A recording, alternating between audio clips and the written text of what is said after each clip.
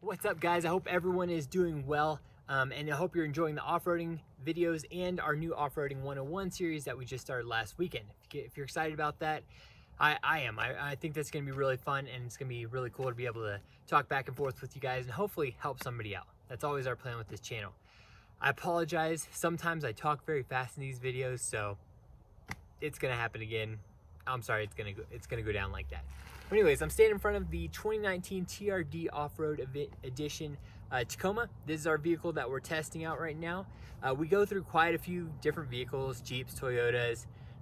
We're not a brand snob by any means. We just like to give honest feedback on stuff. So this is the vehicle we are running right now.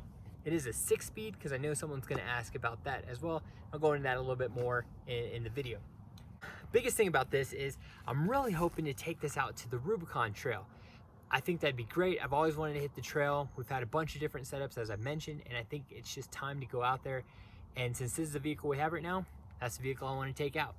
Now, there's a couple things that I really want to do to it before I go out there. One being rock sliders at the bare minimum. I just don't want to ruin the rockers. If you've wheeled before, you know that's kind of a sensitive area. I've ran RSG off-road sliders in the past, especially on our 5th gen 4Runner. I love them. I think they're great. But I kind of want to do something a little bit different. It would be great to be able to work with a smaller shop or something like that. I'll mention that later on. But if you know of someone who is looking to do like some sort of partnership or something, I'm very open to that. I'd like to start creating some relationships with some really good companies. And I think that'd be cool. So open to new ideas if they're out there. If not, I'll just go back with RSG. They have great products. Have a great relationship with them. Also am interested in doing a winch up front because obviously that's the second most thing that you most likely need. I usually do like a stubby bumper or a full bumper. I haven't done a hidden winch mount before, so I may test that out on this one. Just again, I like to try different things out and haven't done that. But again, if you have a company, or if you have an idea, or if you have a concept that you think would work out really well, I'm open to it and definitely interested in trying stuff out. So let's get in the walk around. And again, I'm going to talk too fast and don't mean to come across any way other than factual, but I hope you guys enjoy this. So I'll make this kind of brief for you guys, anybody's interested. So I did the TRD Pro Grill, actually worked out really well. I have a how-to video on that and making this sensor cover. I'm running 285/70 R17 Cooper STT Pro tires, my favorite mud terrain in the world. They're great. Been working out really well. I actually siped these by hand for the winter. That worked out well. It's kind of wearing off now because I didn't do too deep. I just kind of wanted to test it out. Will I ever do that again? Probably not. Wheels are from a TRD Off-Road 4Runner, 5th gen. Suspension wise, if you're new, this is what I'm running and here's why. I did a 3-inch spacer up front, 2-inch spacer in the back. Now before you guys get crazy on me, I did this on purpose. I did this just for the winter because I wanted to test out tire size, see where I needed to be, see if I could fit 35s, see if I could do 33s. I drive a lot, so I just want to test out tire fitment.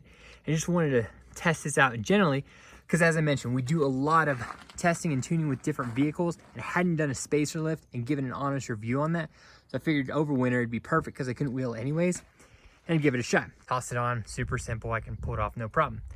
Now, I got a lot of shit, which was really funny because people weren't listening to me saying that this was temporary. I was just trying to test out size and fitment.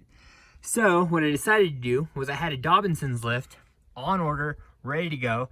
And I thought about it for a while. I was like, you know what? I'm going to run this for a complete summer and take it out on all the trails and just wheel the hell out of it and give it honest feedback on it. So I'm going to keep running this until next summer. Then I'll toss on a different lift. Anyway, so that's the setup up here. I knocked the hell out of my alignment on Slaughterhouse Gulch, so I need to get it realigned. But other than that, everything's been working out really well, and I'm happy with how it performed, especially in 4 low. And as far as damage went, I didn't really scrape anything too bad. On Slaughterhouse, I hit right there a little bit. Thought I dinged up more, but overall, looks pretty good. Moving on to the rear. Have my CB mount mounted on the back corner.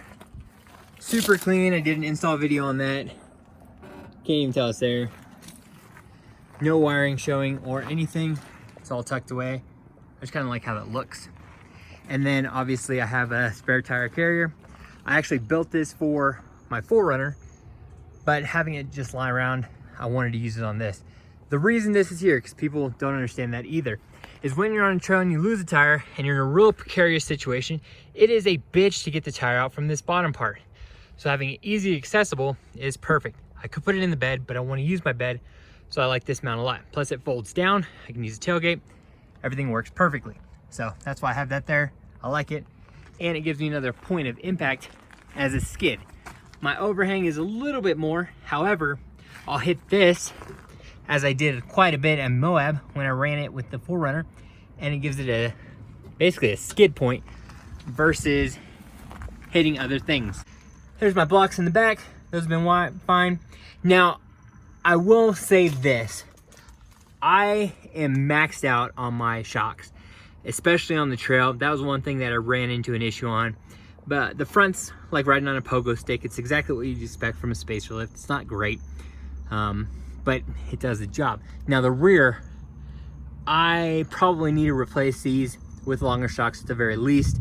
So I might end up having to cheat a little bit and mod this more than just running it how it is. I'll play that by ear, but I mean, I have no flex in the back and I was three-wheeling it a lot. So expect that to happen. I need to zip tie that up. Did the black lettering right there just because I think it was cool. And then I debadged the truck because I hate all the badges and emblems on them. Just my personal preference. So that's why everyone always asks me what edition it is, because I took everything off. And so there you guys go. That's kind of the setup on the truck. That's the walk around. That's the gist of it. Again, I'd really like to get out to the Rubicon Trail in the next 2 months or so. I just got to get these parts with the new baby. We just had a new baby. She is a month and like 2 days old now. She's coming along great, keeping Shay awake. Feel bad for her. So that's that. If you guys have any questions, hit me up in the comments below, or just reach out to me as always on Instagram. We will respond every single time. I'm hoping to do wheeling videos almost every week now for you guys, along with the off-roading 101 stuff. Thanks again, guys, and I'll see you on the trail, or in Walmart, or Home Depot, wherever you want to say hi.